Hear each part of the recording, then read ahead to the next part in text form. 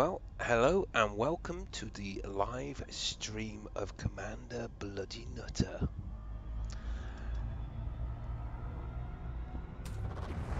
So, I'm just on my way back to the bubble, and I thought, that's the humour bubble, not Colonia bubble.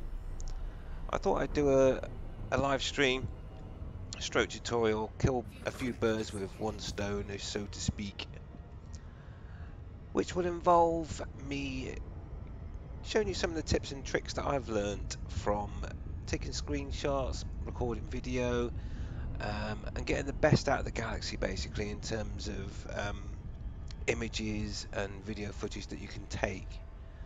Now, I am currently, I thought I wanted to get close to the Eagle Nebula, so I'm heading that way to an interesting system. You can see the Eagle Nebula down there behind me. It won't take me long to get there.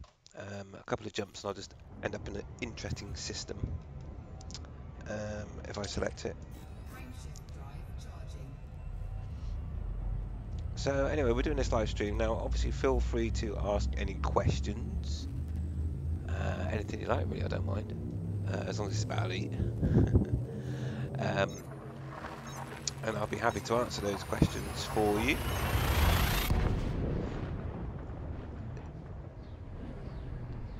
I'm more of an explorer than anything else in Elite, and I'm just on my way back from Colonia, carrying 27 tons of rare goods.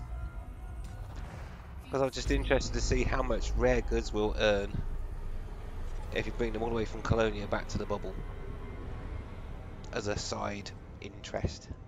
It hasn't hampered my jump range too much. I still got 62 light year jump range with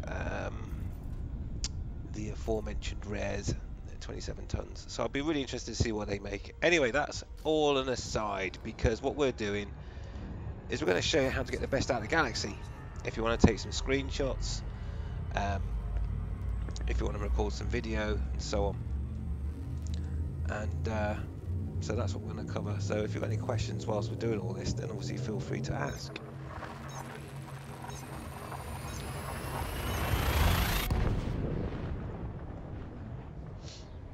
So we're going to end up at a B-class star. Now these stars can be quite dramatic. I've not been here before, so I don't know what we're going to find. So we'll kick off with this. Hopefully there'll be some planets or landables. No idea, but we will see.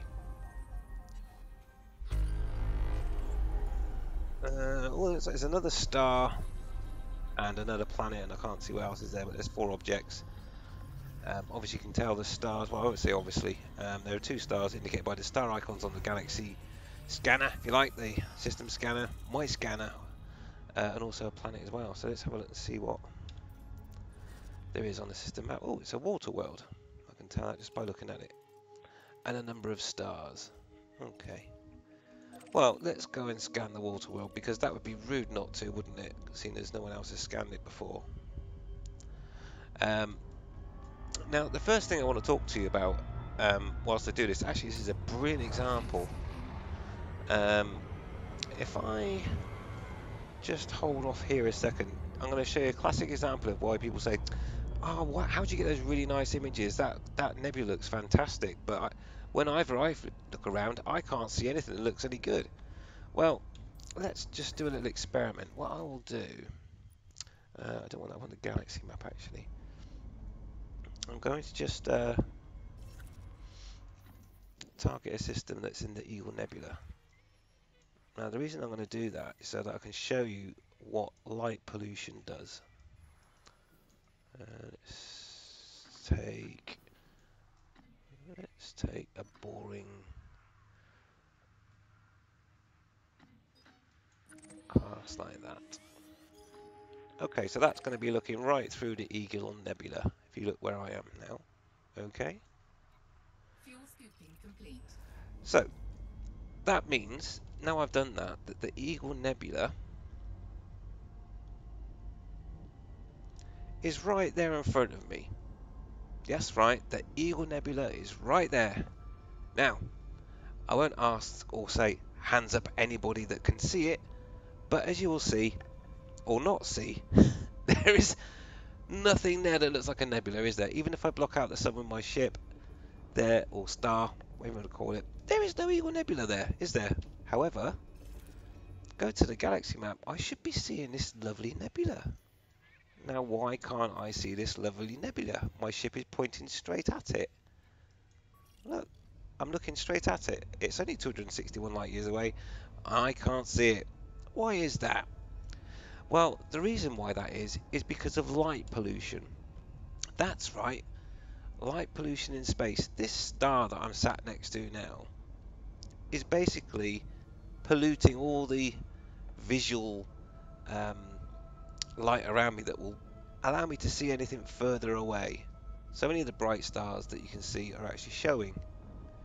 So, what are we going to do about that? Let's just head away from the star. And what you will see happen is that slowly but surely the Eagle Nebula will appear. And the further away you get from that source of light pollution, the clearer the nebula will get. So if you want to do some nice screenshots, the first thing you want to do, especially if you want to capture a nebula looking really sweet, is you need to get away from the light pollution, the source of light.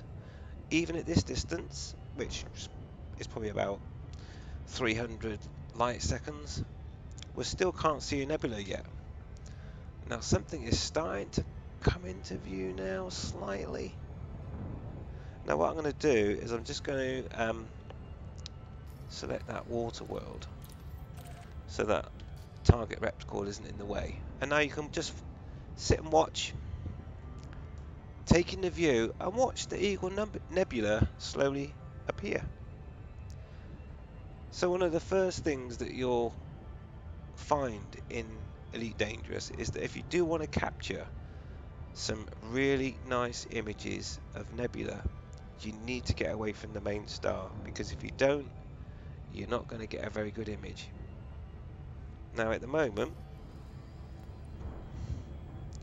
we're only 1,000 light seconds, 2,000 light seconds away. We need to be at least 10,000 light seconds away before you're going to start to see anything decent appearing in terms of nebula, surrounding stars and such like.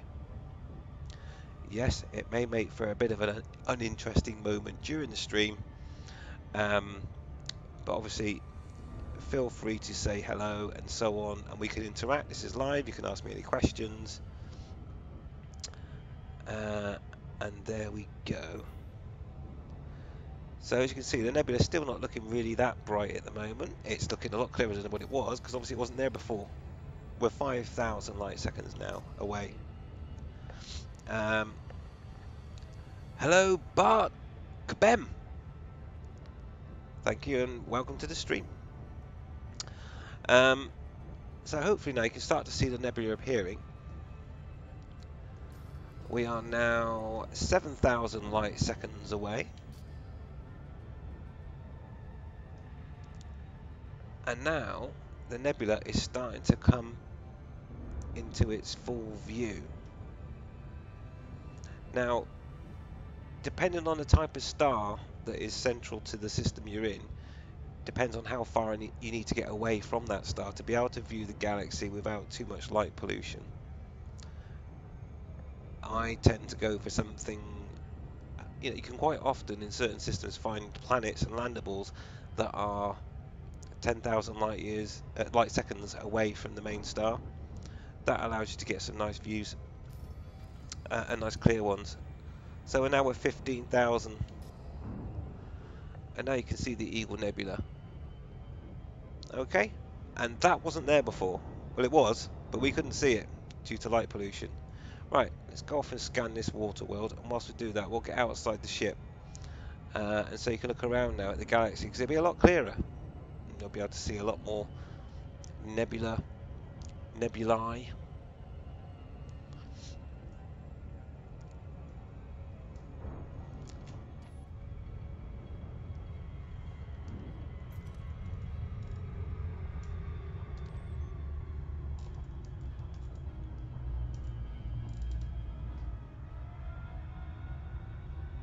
So if you look at the galaxy now, you can see that that's a lot brighter. Look at all these nebula. That would make a great screenshot right there, especially if we had a planet in view. And all that light pollution coming from that star is what's affecting our view. So let's crack on to this planet.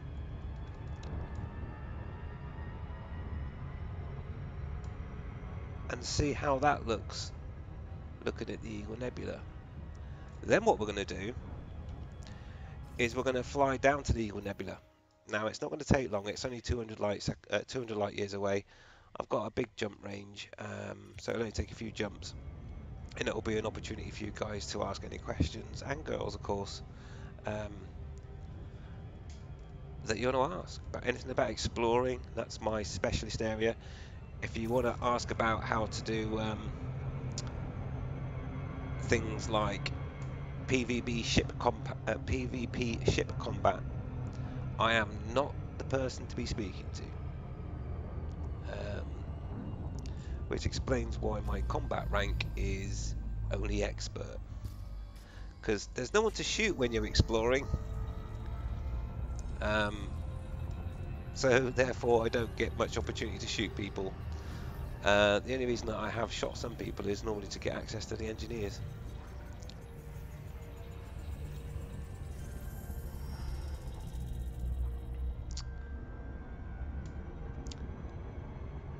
So Bart, it says, after getting 2 big ships, my elite end game is just simply looking for good screenshot spots.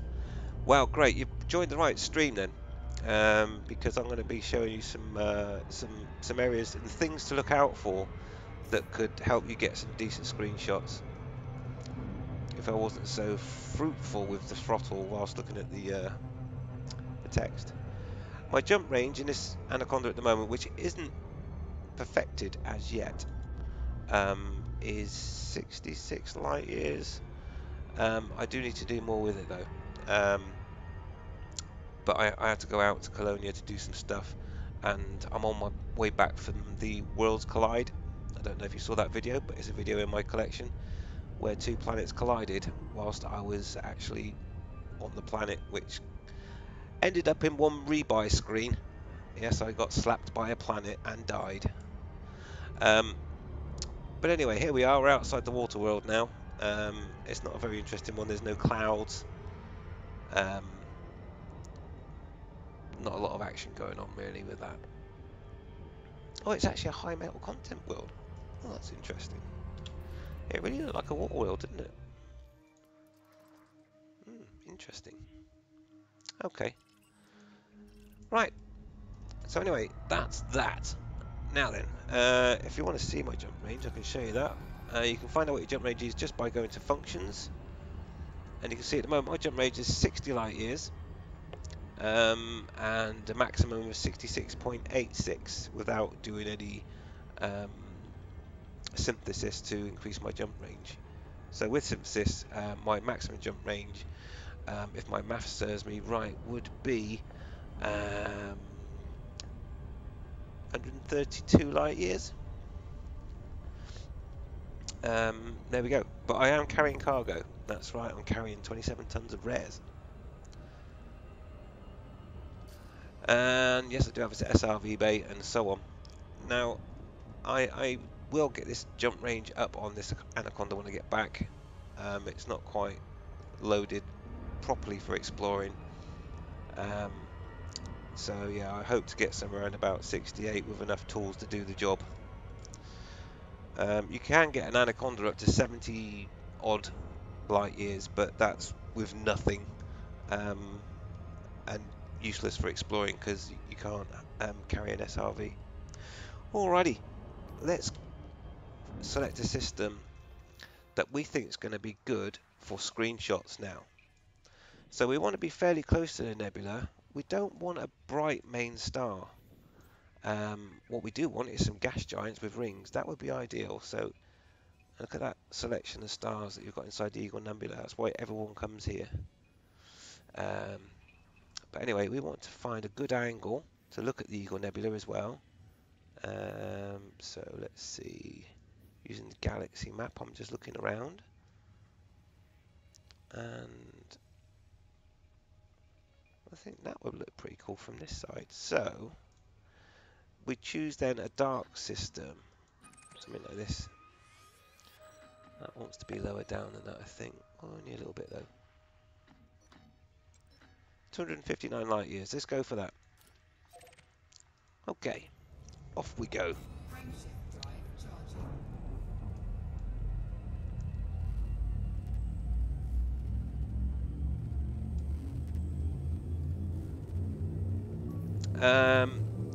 But yeah, in terms of exploration enhancements, it wasn't just me.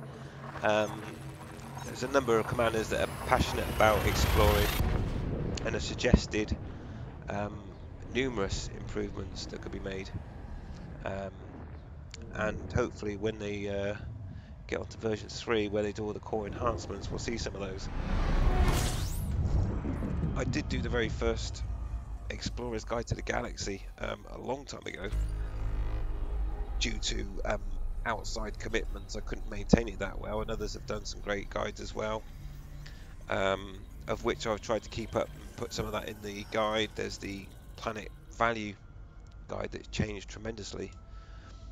When I did my original Galaxy guide, the Earth likes were worth 60,000 credits. That's right, exploring payout was atrocious.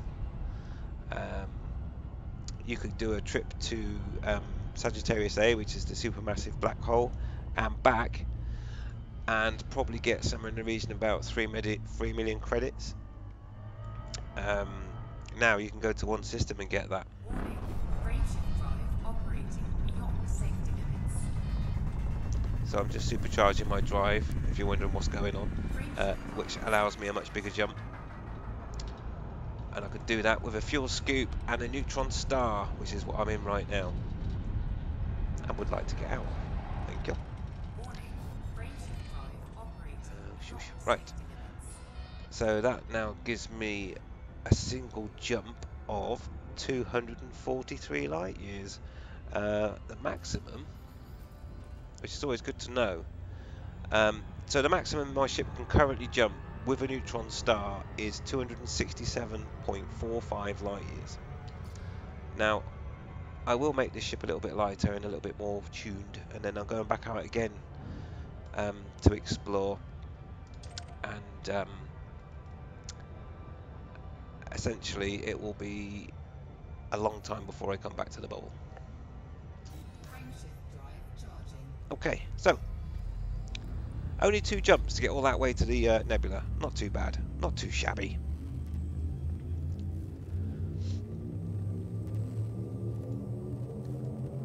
So we've covered off light pollution. So if you want to do screenshots of the galaxy and see it in all its beauty, you do need to get away from the main star. Some 10,000 light second, I recommend. Fuel scooping. Now the system I'm going to, hopefully, I've never been there before, but hopefully, it will have the conditions that are ripe for taking some great screenshots and video. And congratulations to Mensky for getting to this system. But that's not the system we're interested in. We want this boring system that I can't even fuel scoop from. But it's a T-class star, which is not as bright, which means that I don't have to get as far away from the main star, which means that the chances of me landing on a planet with great visuals is quite high.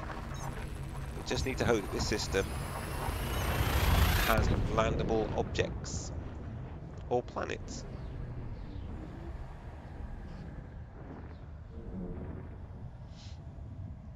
Hey Bart, thanks for all the rep. Known in the forum as Bassi Azure. A good name. So here we are. Now obviously we can't fuel scoop off a T-story star. Oh dear, and it's not looking very good for landable objects. Let's have a look. Yeah, as I suspected, it's just bundle of rocks, which is no good because even if I did go to one of those belts around the sun, I'm going to be too close to the sun or star, therefore not going to get a good screenshot. So we need to look for another system. Okay, so I think that would like a nice screenshot if we can find a system that's appropriate. Let's try that one. It's got more than one star. Hopefully we want a gas giant would be really good. So let's go for that. Frameshift drive charging.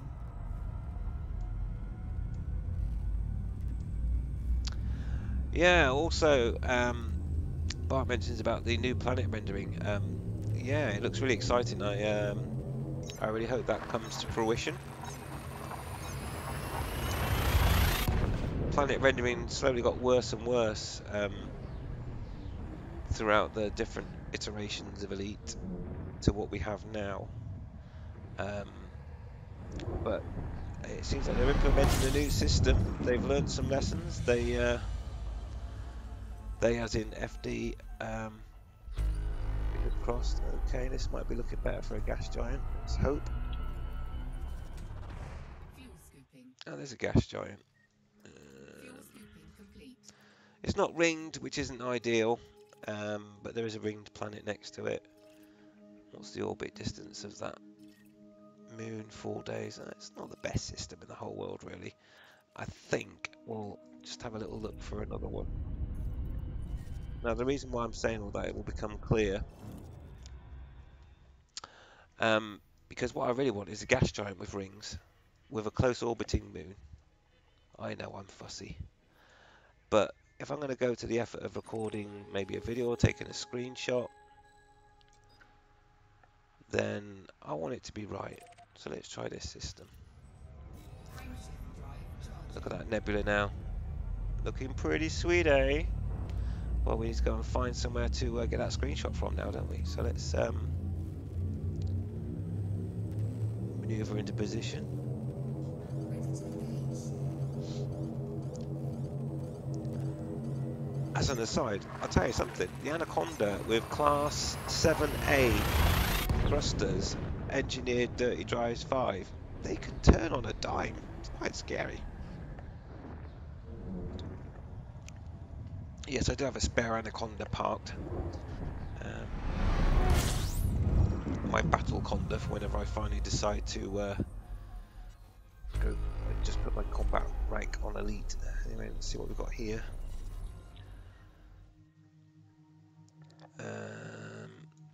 Sadly, no gas giants.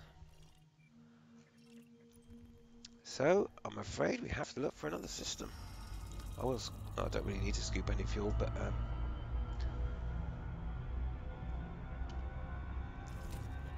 Fuel scooping. okay, let's see. Come on, let's find an interesting system. Oh, that one there. Hopefully it's just not 3 T-Tauri stars. Let's hopefully got some gas giants going on. Close orbiting moons. And we'll be good to go.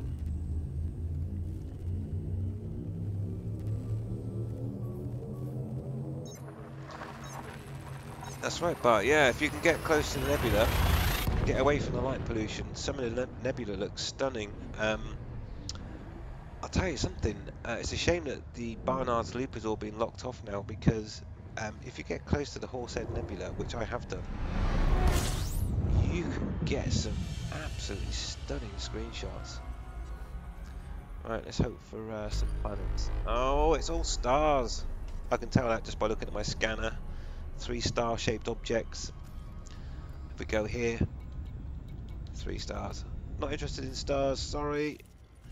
Oop, there they are, just to prove it. Right, okay. Dare I risk going to that? The only trouble is with a B-class star, they're quite bright, which means you have to get further away for a screenshot. However, planets can be, or actually planets normally are, really far away from the main star. So let's give it a go, shall we? Let's give it a go. Come on, be lucky. And this is all about finding that perfect screenshot.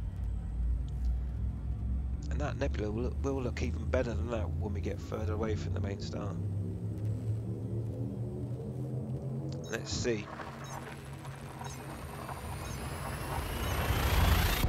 Now you think for a live stream I might have actually found the system first, but I've been travelling back from the Colonia, so I've been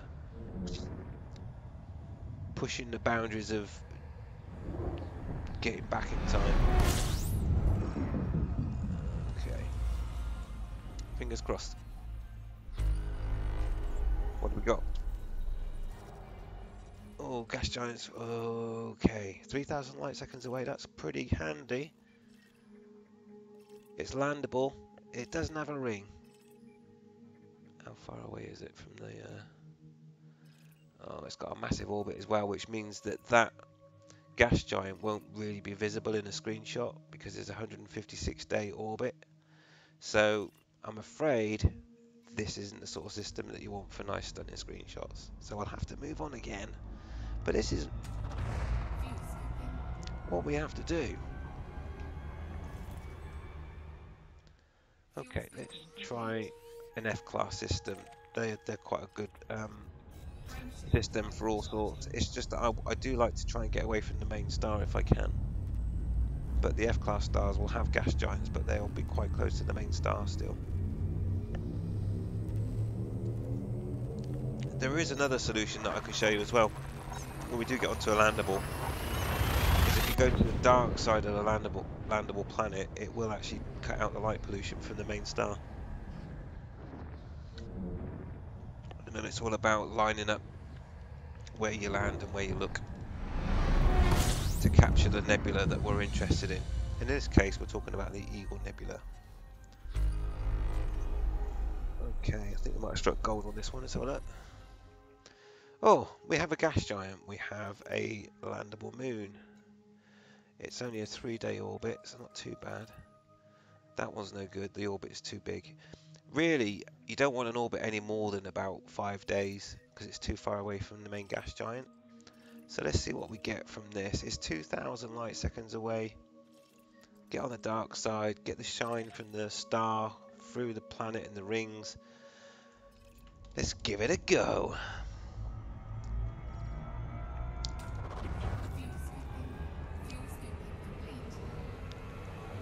So what we do is we head towards the target, in this case that landable.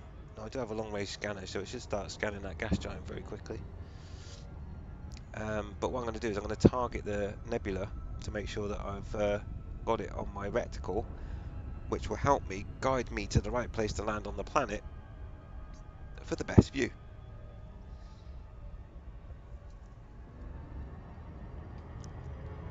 So we'll just get up some speed, get out of the gravity well.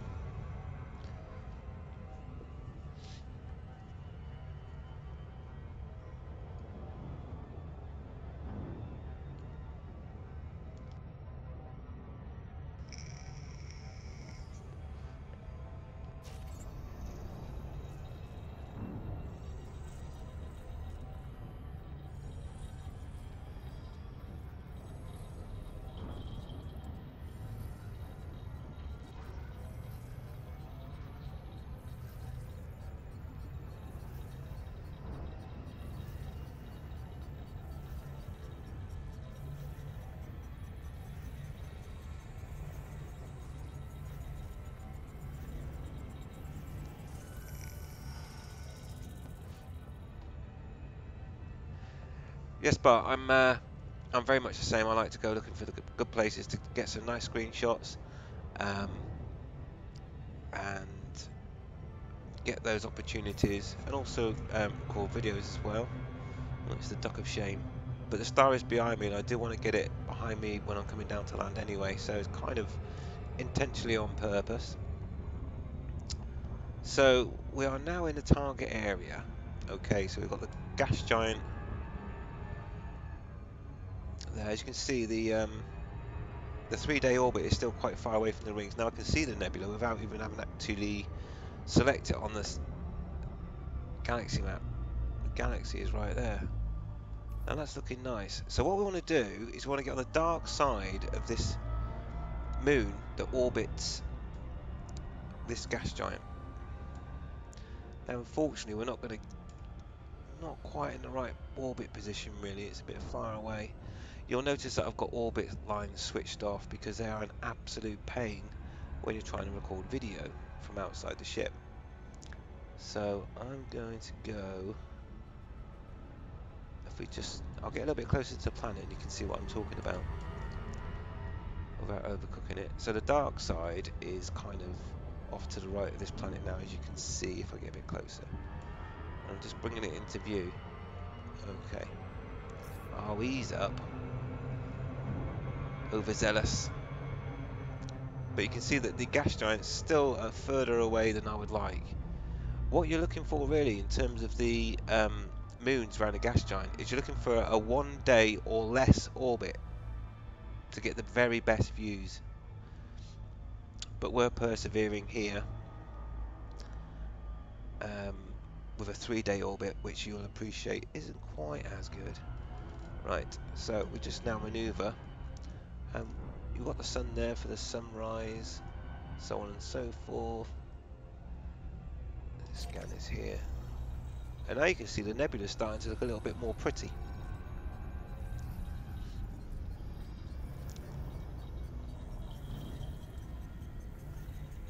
Now we know that there's a gas giant behind me. And I don't think, due to the distance of this orbit, I will be able to capture it. Let's just look outside a moment and see what we're tasked with.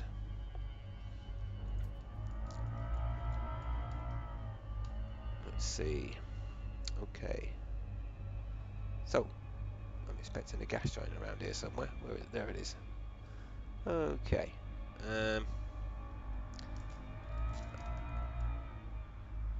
So it's going to be tricky to get the gas giant in any sort of screenshot. But what we can do is get a nice nebula shot. So let's get back in the ship and do that. So we want to be on the dark side.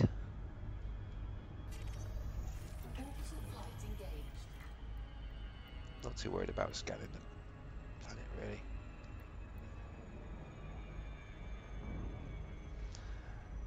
It's a nice small planetoid really, so there should be some interesting vistas when we get down on the surface. So as you can see, we've pretty much eradicated the light pollution from the star now by being slightly over to the dark side. But my Anaconda has the gold paint job, but looking very dishevelled, which is what I like. It looks very worn. So let's look for a nice ground feature now.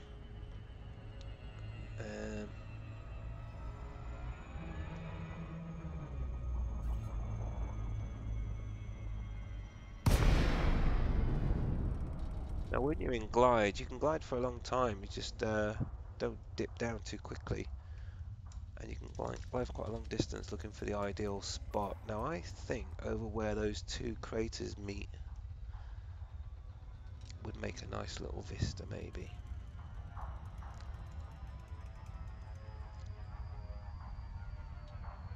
So we can glide all the way to that, pretty much. As long as we're in the blue, we can carry on gliding.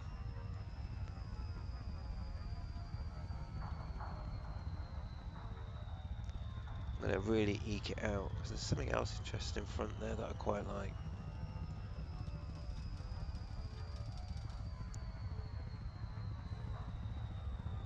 Eking out as much as I can. There we go.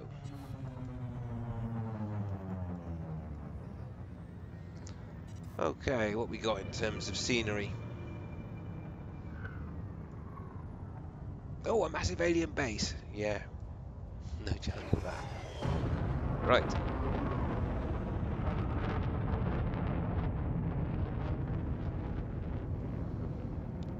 We're just looking for something now. These craters might make for some interesting screenshots. We'll just get down quickly and give you an example. And of course, don't forget you can do screenshots whilst you're actual flying around the surface as well. This crater could make for a good screenshot.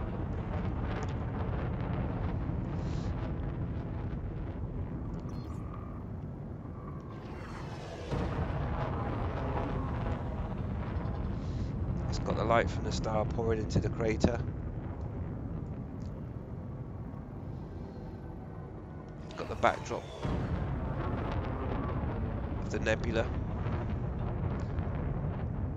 You got the star there as well. So I'm thinking around here will probably do for a quick screeny. If you can get on the edge of the crater, it allows you some other options in terms of direction and screenshot.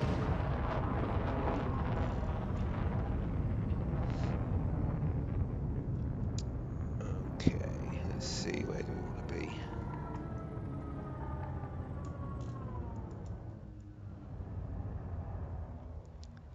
See, if you imagine if that gas giant was in a better position with a closer orbit with the nebula and everything else, it would make for a really good screenshot, but we can still do a panoramic. Right, let's set it down around here. I think it'd be about a good place. Hopefully we can find a decent landing spot. Landing gear deployed. Now we seek a landing spot. Oh, there's one there.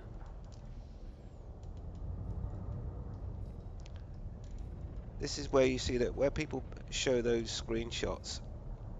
And you think that's a nice screenshot. This is the effort that's required. And I've not even found what I would consider to be a perfect location yet to generate some of those beautiful screenshots that you see posted on the forums and online.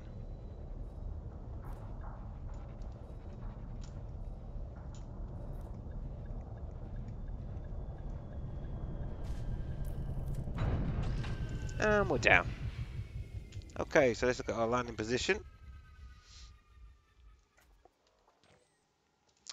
So yeah, as you're saying, the paint job on this is gold, but now it's looking a little bit worn. But we all already have opportunities for screenshots. I do like the fact the way that the paint is worn. My distance world badge is even worn, which is great. It didn't used to do that. The decals didn't used to wear. But you can also get the glow off the nebula as well as that star. Okay, so it looks like we're in a good place to take some screenshots. Now obviously you can position yourself where you think might look good. Nice dark crater in the middle of nowhere. Use your imagination.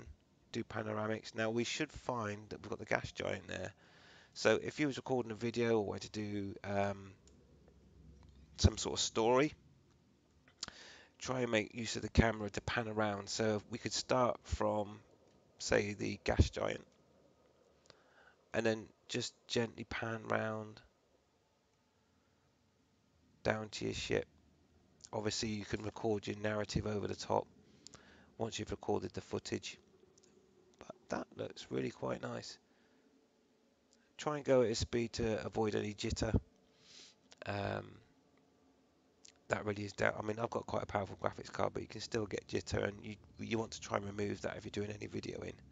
So that would be a panoramic down to the ship, and then obviously you can cut and chop, do your zoom in. You know, we've landed on this alien world, blah blah blah, whatever it may be, which would be great if you go to one of the alien sites, if you wanted to do some sort of story. But the good thing is you can get the reflection off the nebulas. So find an interesting coloured nebula and you will get that reflection. Slightly spoiled by the star, but you get the idea. And obviously, maybe get a cockpit, experiment with your zoom. Yeah.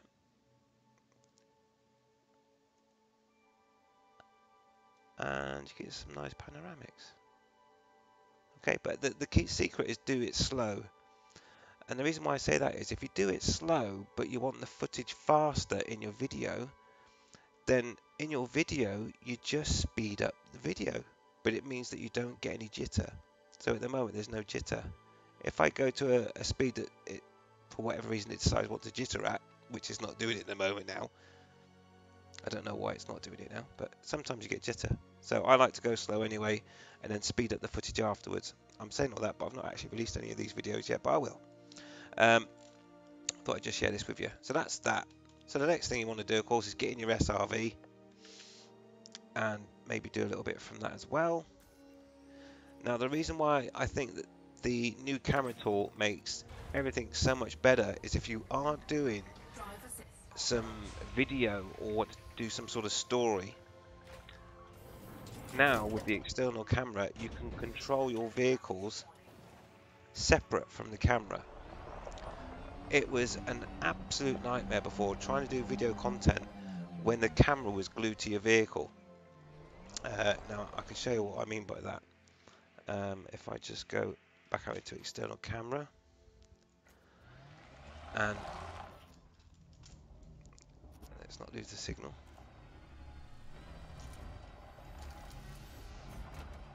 The camera is linked to the buggy.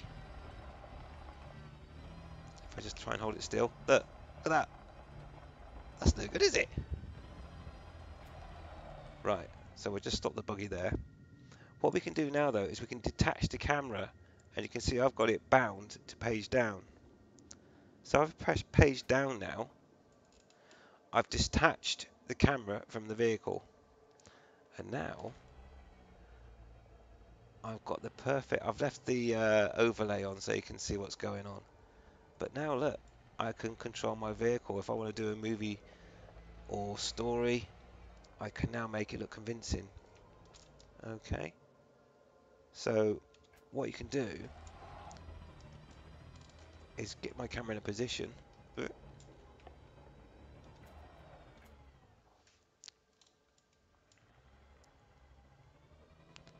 And then record the story.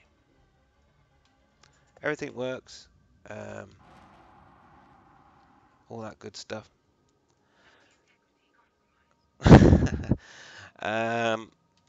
So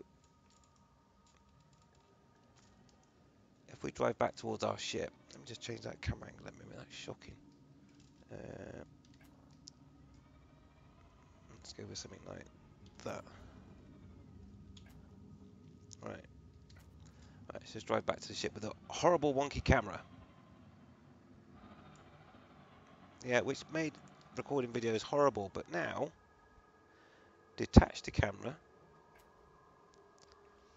In fact, before I detach, let's put the handbrake on and get a decent view. So say this is your scene, which you can kind of set up. I've got the planet, I've got the ship, I've got part of the nebula. You could experiment with zoom, but when you zoom out too much, it does get a little bit squiffy. Something like that. That probably makes a good scene shot there. Okay. So then detach your camera. Remove the overlay. And now you can start your story as soon as I take the handbrake off. Okay. And what you do is you just cut little segments like this driving around, then you can park your buggy for a second, handbrake on, overlay on, page down, bring the camera down, and then you can maybe go from here and we'll detach the camera at that point, remove the overlay, take the handbrake off and drive the vehicle into camera. Yeah. Yeah. You get the idea. Slow is good. You can always speed the footage up afterwards, of course. But there you get the idea. If you're feeling brave, go for a backflip.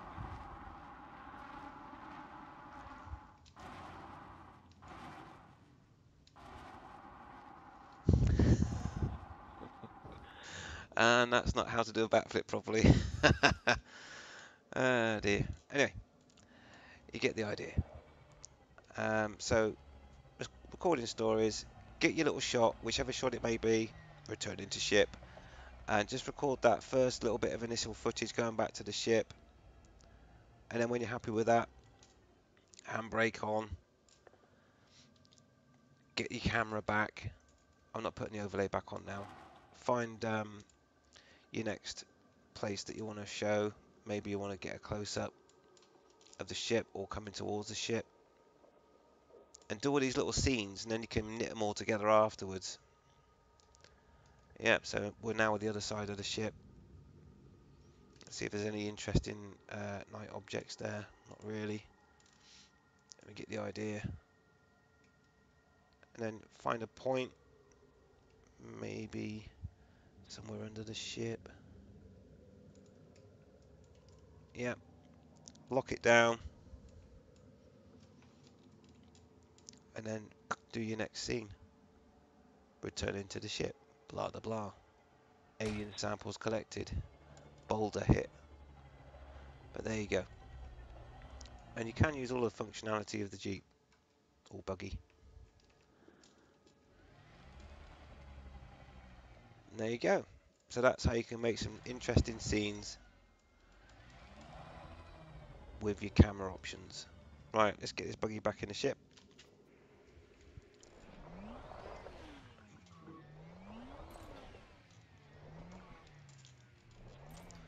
There we go.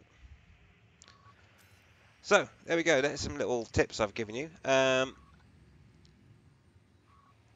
So if you've got any questions you want to ask about that, or any tips or anything else you want to know, then obviously feel free to ask. I'm going to board ship because, like I say, I wasn't entirely happy with this particular area. Now, one thing that I will give you a good tip on, if you can find a gas giant with ring, or rings, with a moon of 0.8 orbit, that's 0.8 days, you may just find what I call rock rain. Now, rock rain is where the planet, in this term, gas giant ring, intersects with the moon itself, which means, yes, that's right, it rains rocks. And I do know of a system where that happens, and it's just a case of keep looking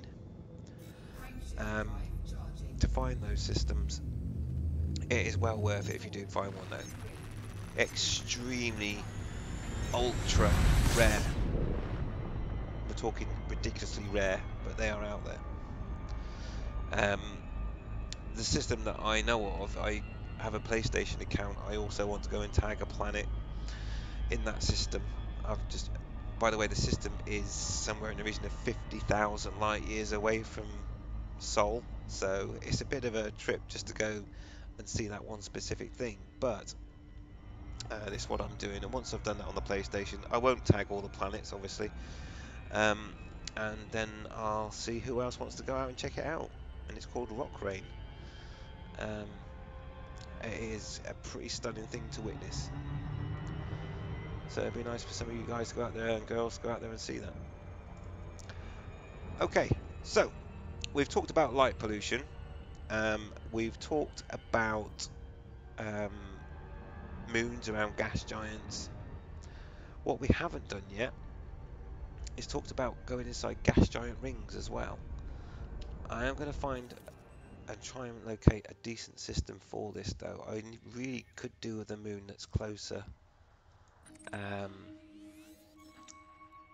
to the gas giant than what we've already found. So let's just go and have a look at this F-class system. The reason why I'm going here as well is there's an opportunity maybe for some decent atmospheric planets with clouds, maybe even an Earth-like, who knows. But it might well give us another opportunity for some great screenshots.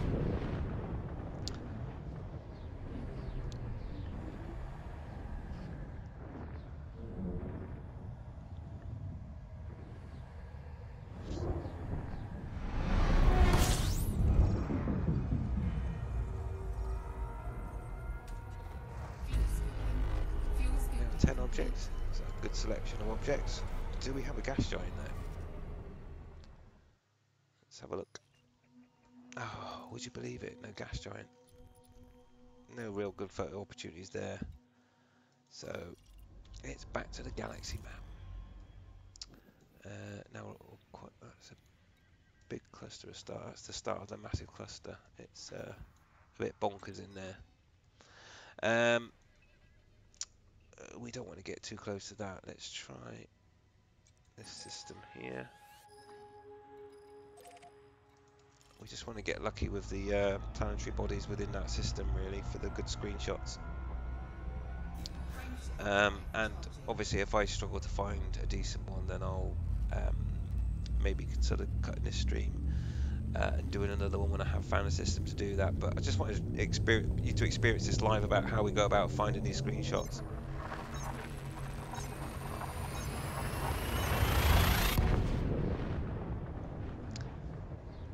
So, I'm just looking for a gas giant now with a ring, and it wouldn't surprise me if there are some commanders out there that have actually never flown into a ring from a gas giant. Oh, this is not looking good at all. 2 stars and a rock belt. Not even that, just that. Okay. Oh dear, sorry guys and girls. Let's see if we can find. Let's go for. If that doesn't have a gas giant in it, I'll be very surprised. Let's go there. Nice selection of stars within the same system, so.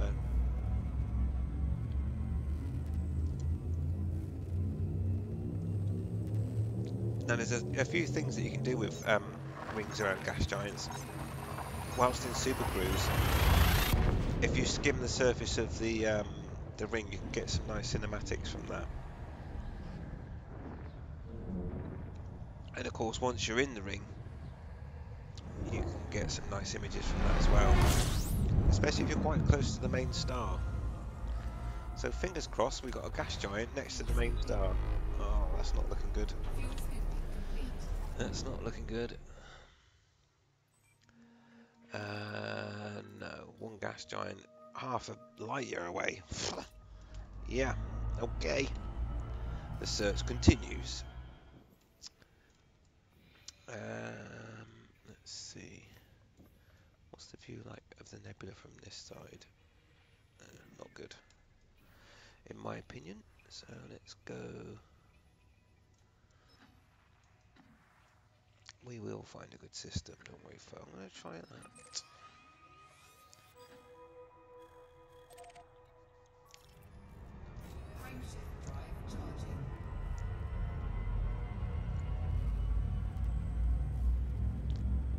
So we're just looking now for a system with a gas giant close to the main star, which has a asteroid belt or ring.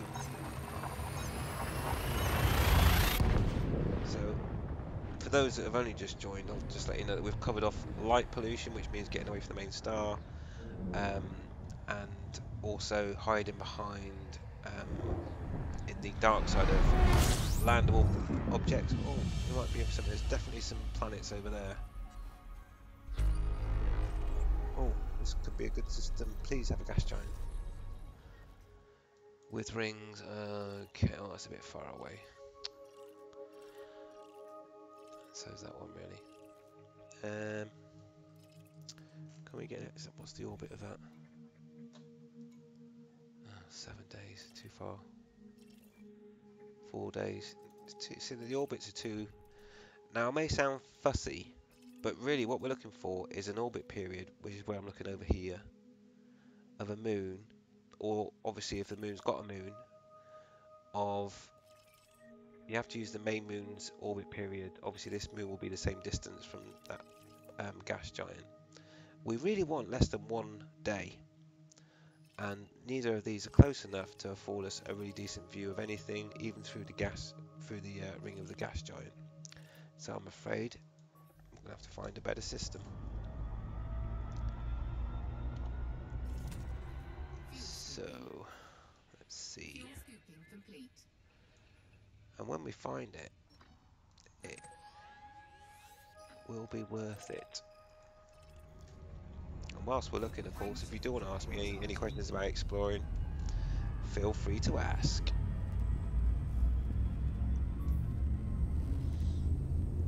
And I hope all the sounds are okay. I'm not too loud and the game sounds are about right.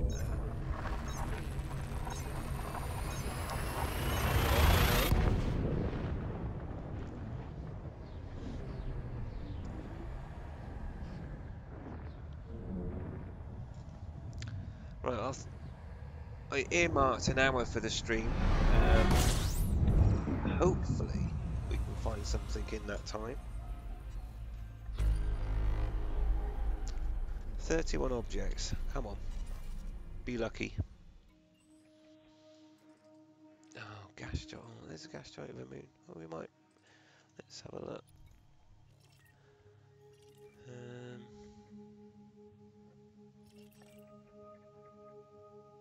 So it's 4,000. It's quite far away. But do we have a? Oh my word! The moon orbital period 236 days. That's like how far away the Earth is from our flipping star. So unfortunately, this system's no good, and we must search again.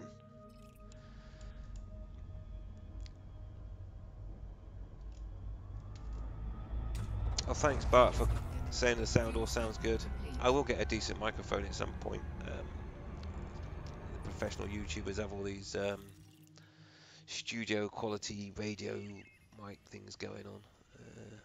Not quite there yet. Alright, let's try this one. Let's be lucky. Frameshift drive charging. What I might do actually for efficiency is plot a short route using economic mode, which will get me to each star system in turn until we find one that is good.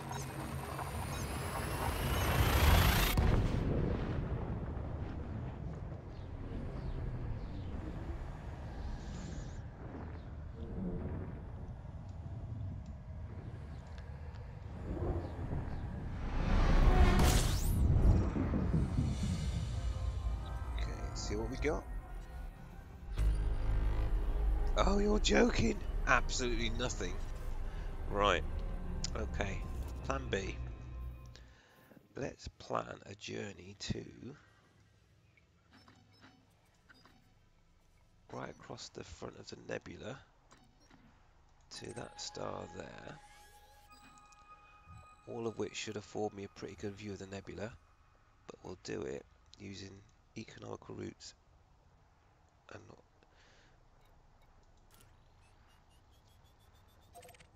Right, what I've done there is kind of automated going across all the stars till we find one that's going to work for us. So let's give that a go. Frameshift drive charging.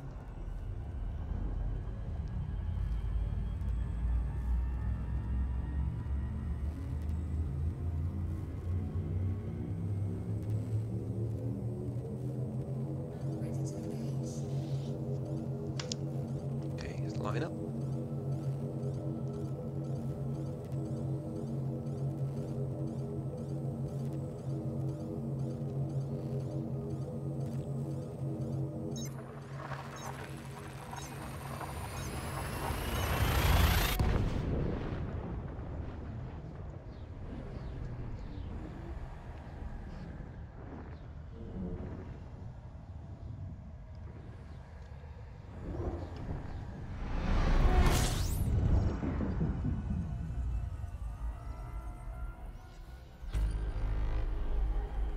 Okay, well, that's a poor start, isn't it?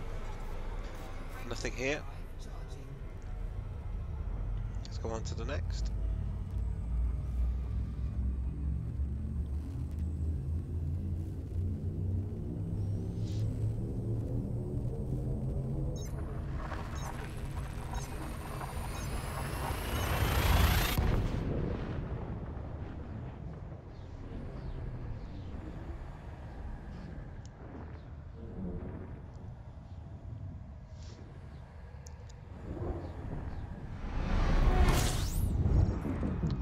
on, if you notice, I've tried to match the colours of the Fuel scooping. UI Fuel scooping complete. with the text chat. I think that looks about right, really. I think. Let's see what we got here then. Anything worth having? No. On to the next system. Frameshift drive charging. What us explorers do for that perfect screenshot, eh?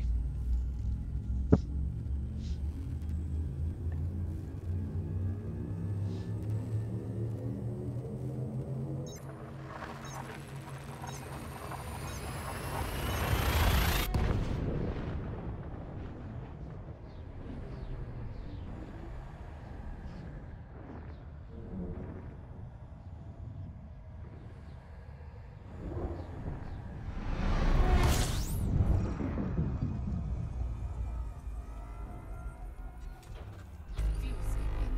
Fuel scooping complete. See if we get any luck here then.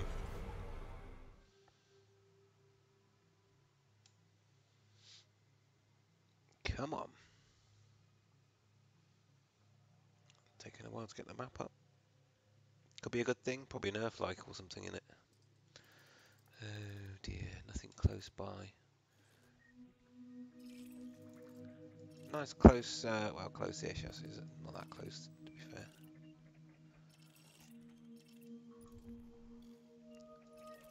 Over, definitely not an Earth-like. What's the orbital period of that?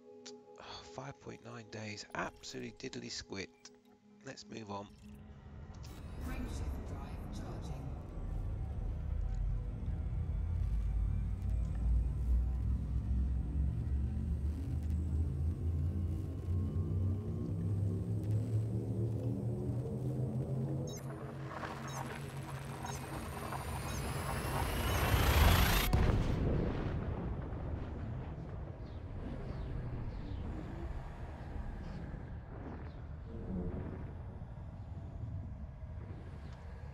So if you are watching, I'd be interested to know what role you play in, or your favourite role.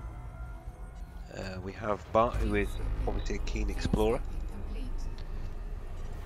If any of the others want to interact and let me know what you like to do in Elite. Then obviously unexplored. Did that say unexplored? It did. Should we scan the star just to let people know that we're actually here?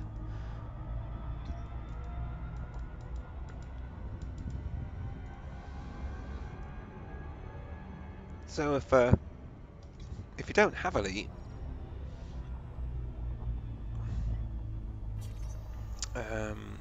this is Elite Dangerous, and we are exploring the Milky Way. And at the moment, I'm in the Eagle Nebula, well near it, trying to get a decent screenshot and video opportunity. And that's Beagle Point, which is the other side of the galaxy. And that is about an hour and a half play time to get back to the bubble with my jump range. Actually, no, more like 2 hours. And I do need to get back to the bubble tonight as well, so because I want to modify my ship and go on my next journey. I'm just on my way back from Worlds Collide, and I'm recording this live stream to show you how to get the best out of the galaxy in terms of screenshots and video opportunity. And we're now off to the next star to find a gas giant with an asteroid ring close to the star.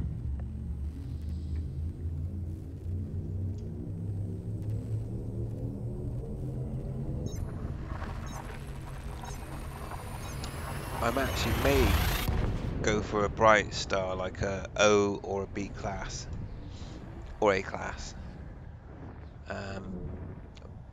in the hope that the gas giant is a close orbiting one, because they can look quite stunning too. Fuel scooping complete. Are we lucky? Oh dear, oh dear. Right, let's see.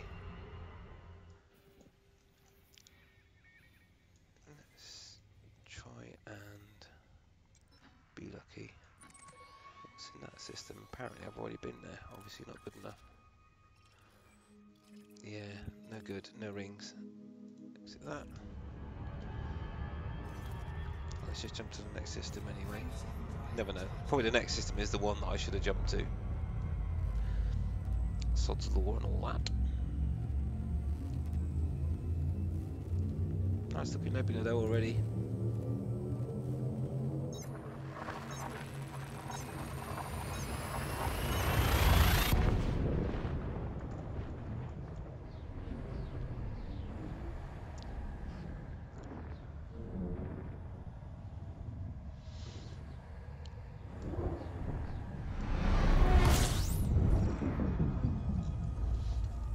Okay, Bart, good question. What's the best way of finding black holes? Well, black holes, due to the fact that they're black, are quite difficult to spot. And unfortunately, on the galaxy filters, it's just nothing interesting here. But it's a good question, so you are, so I'll show you the best way to find black holes. On your galaxy filter, there is a realistic option. There's also a map option.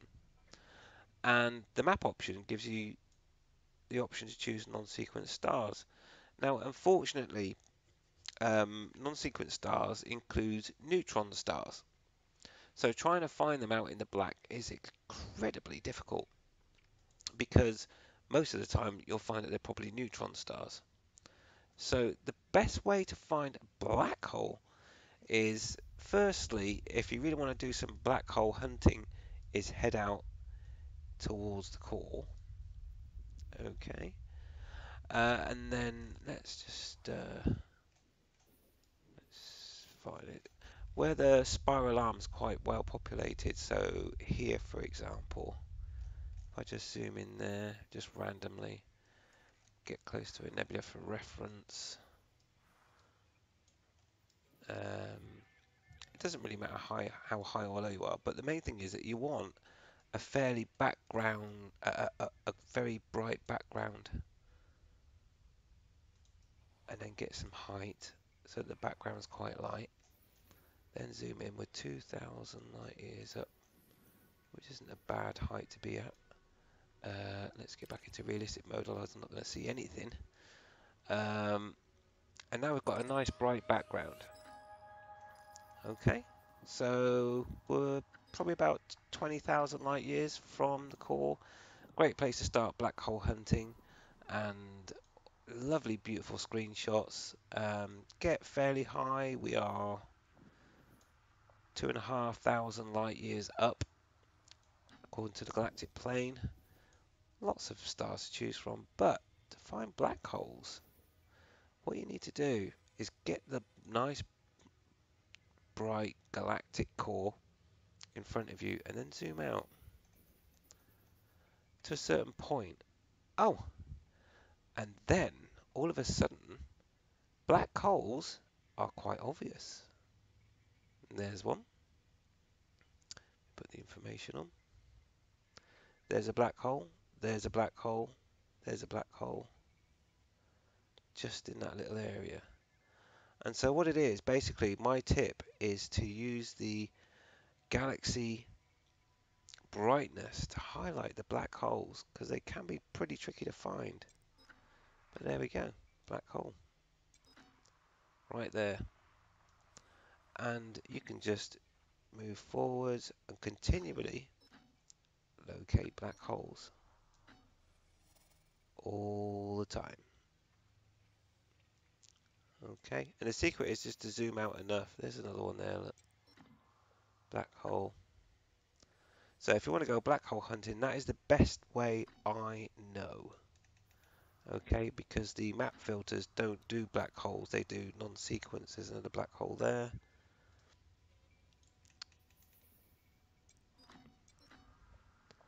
Okay, and then you can, if you're after like binary black holes, you just keep searching for the black dot in the background.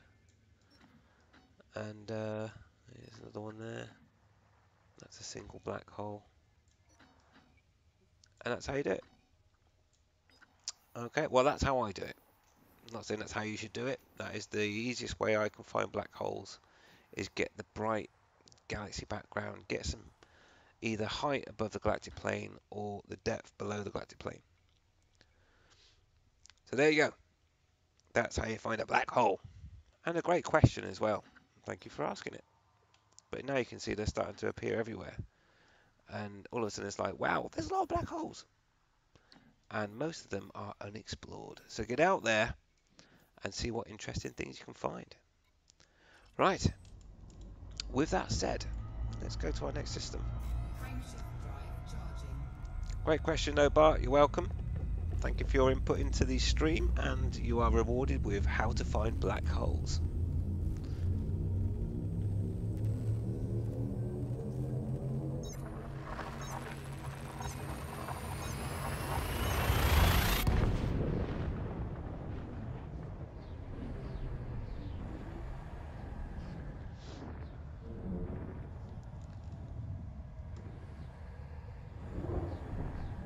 So we're on to our next system.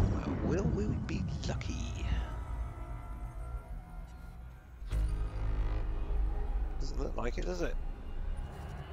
Oh, shockingly poor. Let's just move on. Huh? It's finally discovered 3 more. No, it hasn't. Come on, let's get out of here. Then we'll go for a B-class system in a minute, and hope for a close orbiting gas giant.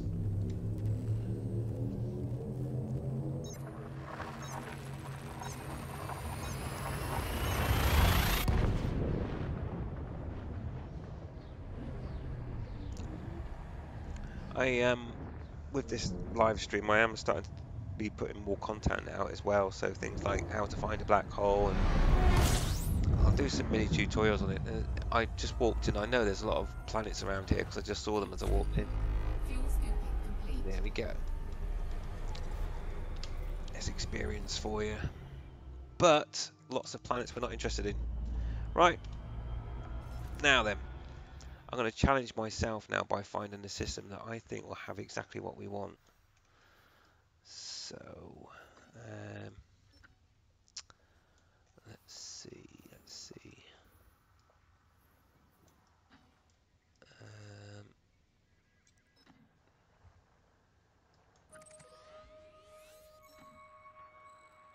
I'm going with that A class for a gas giant and everything that we need.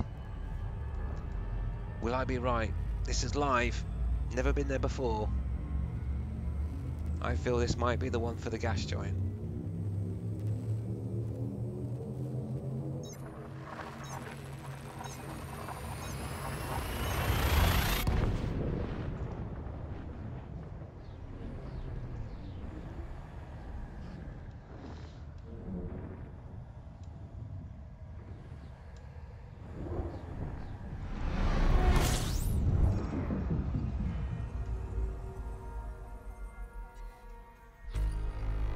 Oh, come on. We must have struck gold this time.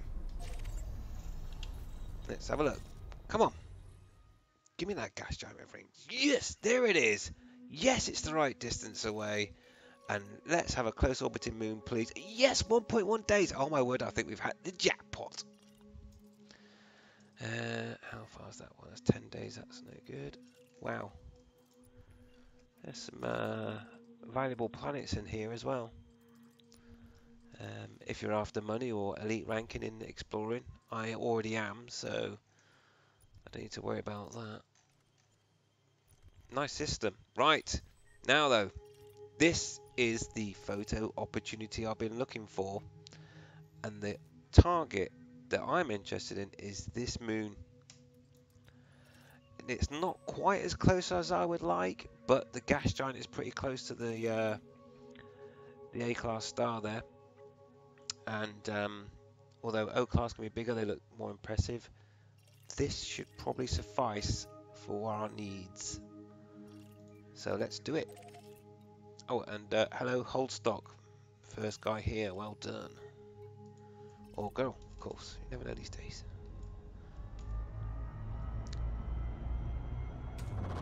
Fuel scooping. Fuel scooping complete.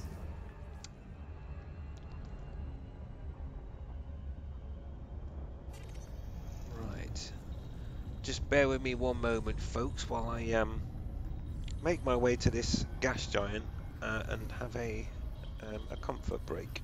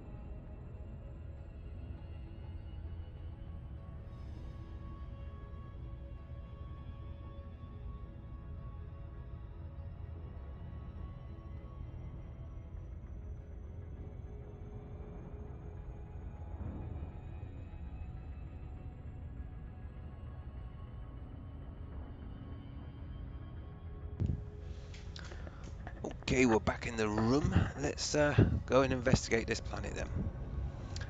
So this is almost exactly what I was after. The orbit period isn't quite as close as I would like.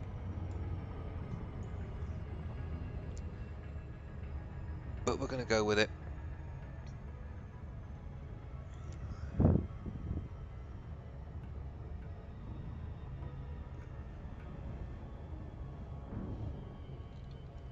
So we've got a nice blue gas giant. Class 3. Let's get above it and look down on the ring.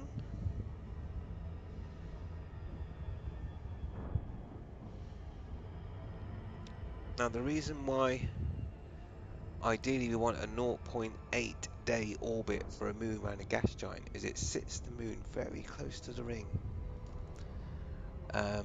which affords us some really great views, but unfortunately this one is 1.1 days, which isn't as close as I would like, but we're going to go with it. Now we have a star. We can tell where the star is because it is casting a shadow on the ring, and we need to be somewhere just on the outside of that shadow, inside the ring, because we're going for another one of those nice screenshots. So we maneuver ourselves round the back of the gas giant into the shadow path. it's on a long orbit, this one, so we don't have to worry about the shadow casting in right in the middle while we're trying to capture the good stuff. We're not going to be able to see the moon very well. There it is. It's not as big as I would like, but it has got us in a good position. So there are a couple of things you can do with gas giants and rings for cinematic effect if you're doing video. Is if we get down close to the ring,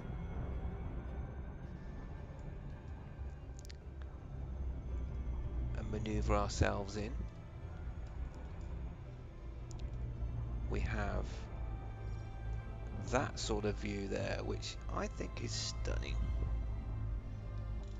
And what we want to do is get our ship above the ring as close as we can get it without coming out of orbit, so you can start to see the rocks somewhere around about there maybe. Okay, well we can get a bit lower than that actually. Just gently trying to get down. That's probably going to be about enough. Level off. We've got the nebula off to the left, and so at this point what we want to be doing for the cinematic effect is to then go into the outside view. Once you know your camera controls, obviously you can then maneuver those. Get the there we go. That's what I'm after. So now you can see the rocks below. We should have the nebula there, which looks beautiful. Okay. And now you can start experimenting.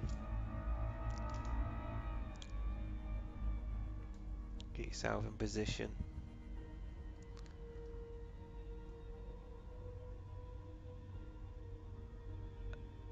And there you can see the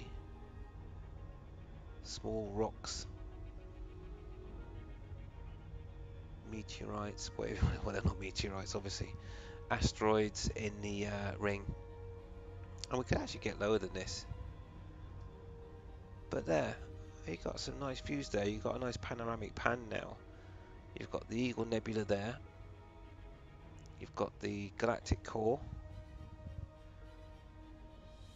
Okay, so now if you was recording some sort of movie cutscene, just a slow pan like this, you can see there's a moon out into the distance there, almost in center of screen now. And we can sweep round till there's the other moon, not as close as I would like. Then you've got the sun peering around the gas giant, and then there's your ship.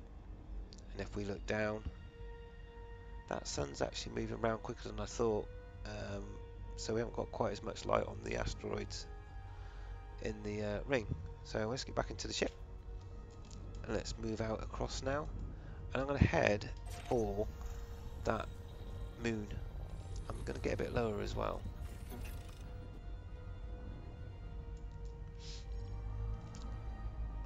That should look good. Oh, too close. Never mind. We can fix that. Whilst the frame shift drive cools down, of course. Have a little look outside.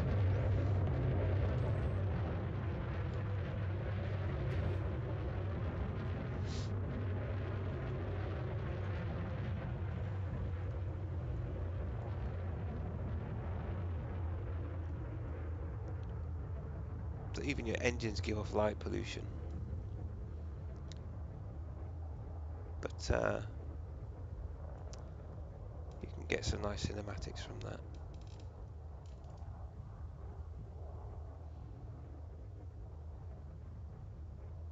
And if you hold the camera still, you can actually get the sense of motion from the asteroids. Okay, we're not deep down in them as I would like, but that's not what I want to do right now. I just want to get a bit closer to that moon and get that sunrise coming around.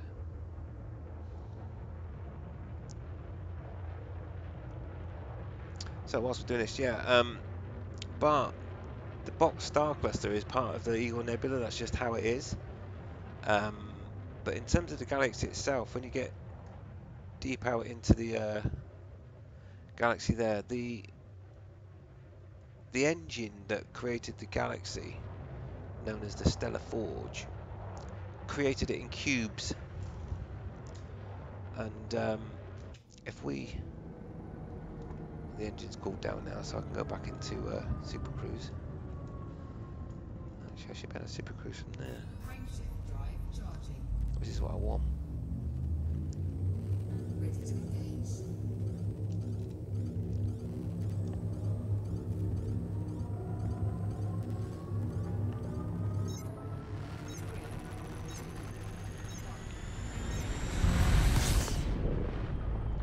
So once you get into Super Cruise now, I'm as low as I can be to the... I can't believe how quickly that sun has cast in that shadow across.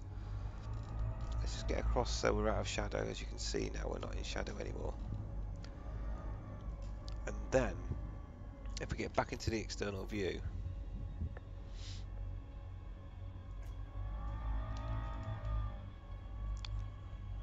now you can get that nice view. If you skimming across the asteroid ring, get rid of the console, take control of the ship.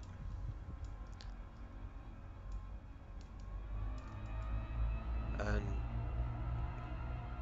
as you can see, you can get the throttle just right. It looks quite spectacular. You get your view right, obviously. That's not exactly how I would like it. Get the nebula in view more. Maybe a bit of the gas giant. That looks quite stunning. Again, you can experiment with zoom. The zoom does allow you to capture more, but it does look weird if you move your camera. That's the only problem. But if you keep your camera still, you can capture more of the background skybox and the nebula and so on. It can look quite spectacular. And again, doing your panoramic pan to wherever. Beautiful.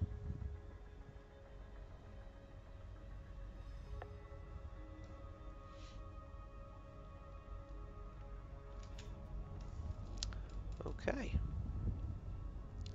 So the next part is to get in a position where you get the brightness of the star to illuminate the ring, but get that moon in view.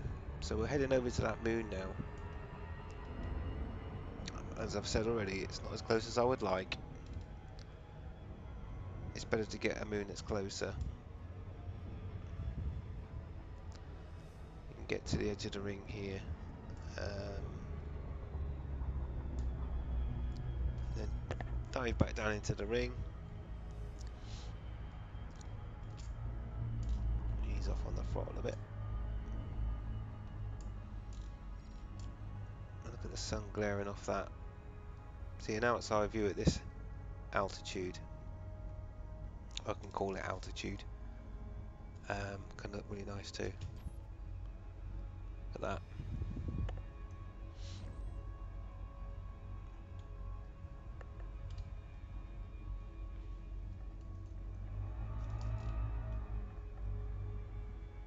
Okay, we've overflown it there due to my rubbish key bindings, but that can look quite stunning too.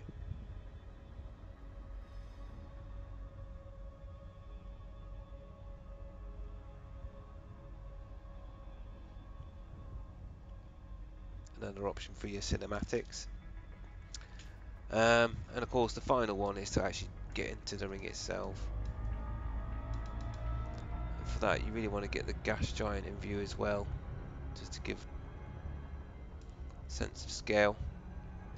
So we're heading back in towards the shadow zone, but this time we want to be on the inner side of the ring.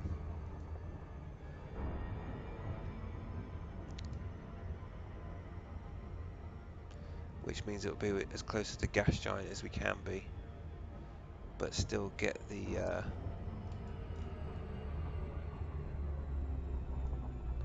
rings.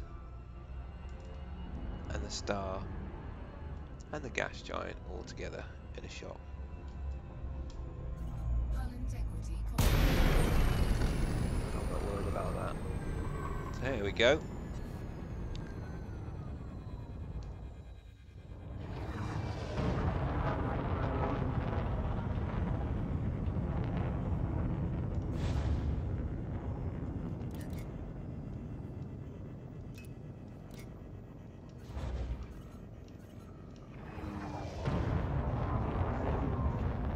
Yes, even my lightweight super jump Anaconda has boost. Boost is really important if you're going out deep space exploring and landing on planets, because if you get caught unawares by gravity, boost is your friend.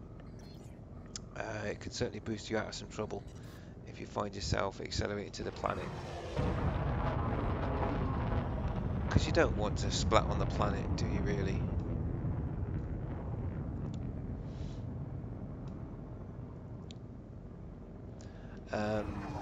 You can experiment with different ring types as well. This isn't an ice ring. Ice rings can give off some nice reflections with a bright star if the gas giant is close to the star. But we'll just get down into the ring here.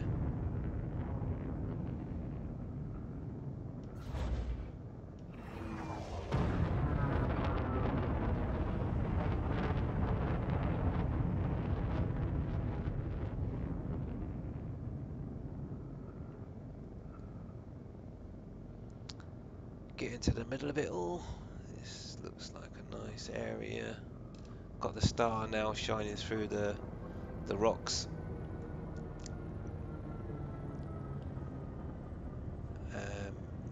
You can play about manoeuvring your ship, but we'll park here, so to speak. Go into the outside view.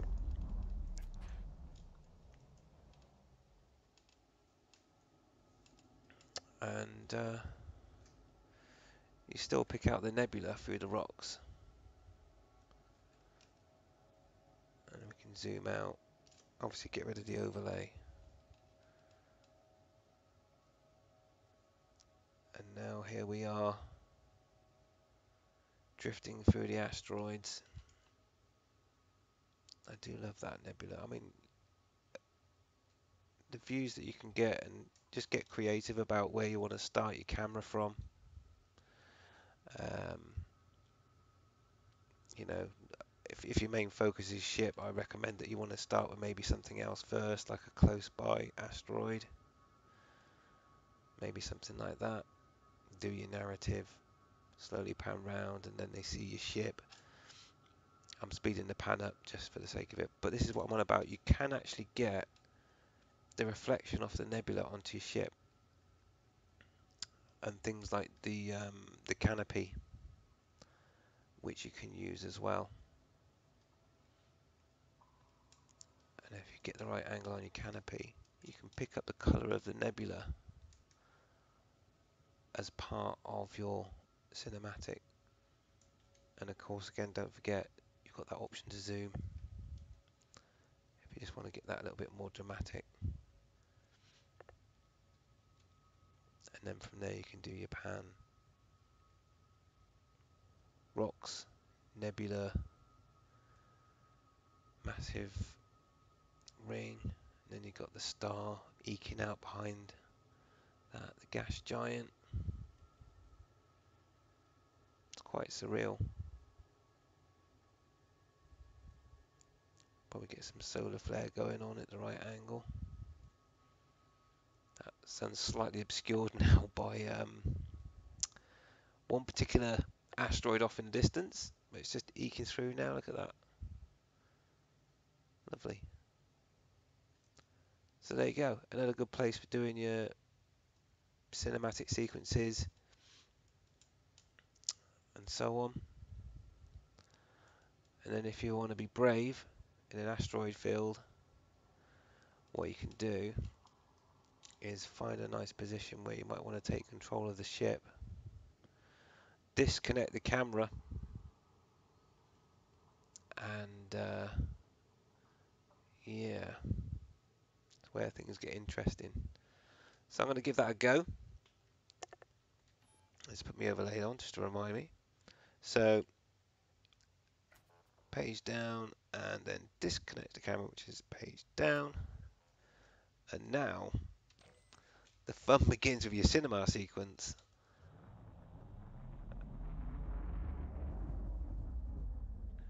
where you're now exploring or moving your ship around.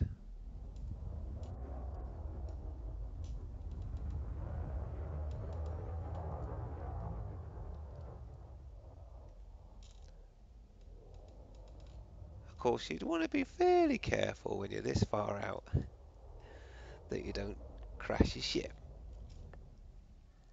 and flash your lights, maybe. Of course, that means you can line up a flyby of the camera, so I'll just cue myself up now. And then you imagine your own narrative as the ship flies by like this.